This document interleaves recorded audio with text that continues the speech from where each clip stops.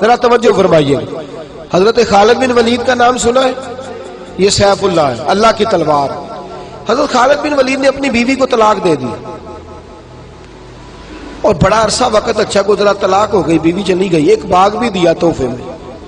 بعد میں ایک آدمی پوچھنے لگا حضور آپ نے بیوی کو طلاق دے دی، کیا معاملہ تھا؟ آپ فرمانے لگے کوئی مسئلہ نہیں، میری بیوی بڑی نیک تھی، پرہیزگار تھی، اچھی تھی، فرما بردار. انداز دیکھیے گا. کہنے لگا جناب عجیب بات ہے، طلاق بھی دے دی اور اچھی بھی بڑی تھی، کس بات پہ طلاق دی؟ آپ فرمانے لگے وہ میرے ساتھ 27 سال رہی ہے. کتنے سال؟ اور میں انتظار کرتا رہا ہوں. میرے نبی پاک صلی اللہ علیہ وسلم نے فرمایا جس کو اللہ تکلیف نہیں دیتا اس سے اللہ ناراض ہوتا ہے.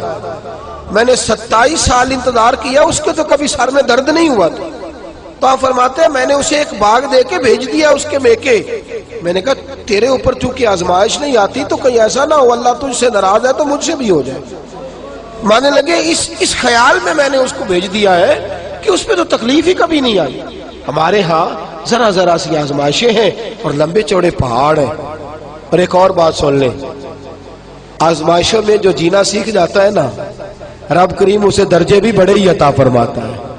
جس کا دنیا میں کوئی سہارا نہیں نہ بنتا پھر اسے خدا کی رحمت آگے بڑھ کے سہارا عطا فرماتی ہے.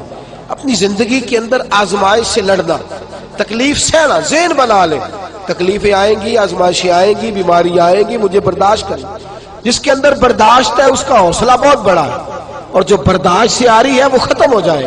میرے رسول کریم صلی اللہ علیہ وسلم کی صحابیہ حضرت اسماء بنت ابی بکر صدیق، جناب صدیق اکبر رضی اللہ تعالی عنہ کی صاحبزادی ہیں، حضرت عائشہ کی بڑی بہن ہے. یہ وہی ہے جو غار ثور میں میرے نبی کو کھانا پہنچایا کرتی. 90 سال سے زیادہ عمر ہوگی حضرت اسماء کی، اور ان کے صاحبزادے عبداللہ بن زبیر رضی اللہ تعالیٰ عنہ. 90 سال سے زیادہ عمر ہوگی اور ان کے صاحبزادے لڑائی کر رہے ہیں حجاج بن یوسف کے ساتھ. آنکھوں سے انہیں نظر نہیں آتا حضرت اسماء کو، بوڑھی ہو گئی، صاحبزادہ جہاد کر رہا ہے. حضرت عبداللہ بن زبیر اپنی والدہ کے پاس آئے اور آ کے کہنے لگے اماں میرے کچھ ساتھی بھاگ گئے ہیں، کچھ کمزور ہو گئے، حجاج کے ساتھ میرا مقابلہ ہے. والدہ بڑا کم نظر آتا ہے، پریشان ہے، 90 سال سے زیادہ عمر ہے. اور ماں گلی میں جھگڑا ہو رہا ہو تو بیٹے سے کہتی ہے بیٹے تو اندر آ جا جلدی سے، تو نہ بیچ میں حصہ لے لے. والدہ سے آ کے پوچھتے ہیں اماں میں کیا کروں، حجاج کے خلاف لڑ رہا ہوں، بہت سارے ساتھی کچھ چلے گئے ہیں ڈر کے، کچھ جو ہے وہ کمزور پڑ گئے، کچھ نے وہ بزدل نہیں ہے، وہ کمزور نہیں، لیکن انہوں نے حکمت سمجھی ہے تھوڑی دیر کے لیے چلا جانا.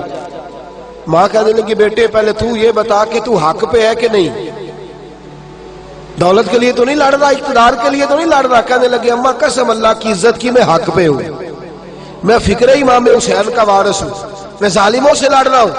تو ماں کہنے لگی بیٹے جا. پھر والدہ کہنے لگی جا میرا بیٹا اور جا کے اس کے ساتھ لڑائی کر، اگر تو فتح یاب ہو گیا تو میں شکر ادا کروں گی، اور اگر تو شہید ہو گیا تو میں قیامت میں تیرے اوپر فخر کروں گی.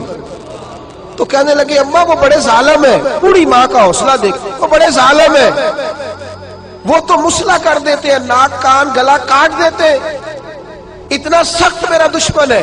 والدہ کہہ رہی ہے بیٹے سے، 90 سال کی بوڑھی اماں کہتی ہے بیٹا بکری کو ذبح ہوتے وقت تکلیف ہوتی ہے، کھال اترتے وقت تکلیف نہیں ہوتی. تکلیف تجھے ایک وقت ہوگی جب تیر لگے گا، جب تلوار لگے گی. ناک کان کاٹتے تجھے کیا تکلیف ہوگی، اللہ تجھے زیادہ اجر عطا فرمائے گا. جا مجھے بہادر کی ماں بننے کا شرف دے، بزدل کی ماں بننے کا شرف نہ دے. یہ دلیر ماں کا حوصلہ. یہ لفظ کیا کہ بیٹے کو بھیجا. حضرت عبداللہ بن زبیر لڑے، 14 دن تک آپ کی لاش لٹکی رہی، لیکن 14 دنوں تک آپ کے وجود سے خوشبو ہی آتی رہی. حجاج بن یوسف نے آپ کی ماں کو بلایا، حضرت اسماء آئی، کہنے لگا تجھے پتہ ہے تیرے بیٹے کی لاش لٹک رہی ہے؟ کہنے لگی کیا کہا؟ لٹک رہی ہے؟ ہاں تیرے بیٹے کی لاش لٹک. کیا کہتے ہو؟ تیرے بیٹے کی لاش لٹک رہی ہے. پھر بتا لو. تیرے بیٹے کی لاش لٹک رہی ہے.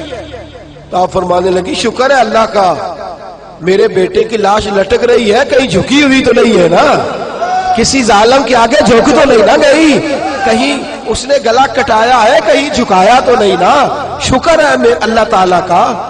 کہنے لگے تو مجھ سے سفارش نہیں کرے گی کہ اس کی لاش کو ہٹا دوں؟ آپ فرمانے لگے جس رب نے اسے شہید ہونے کا حوصلہ دیا ہے وہ اسے قبر کی اعلیٰ جگہ بھی عطا فرمائے گا.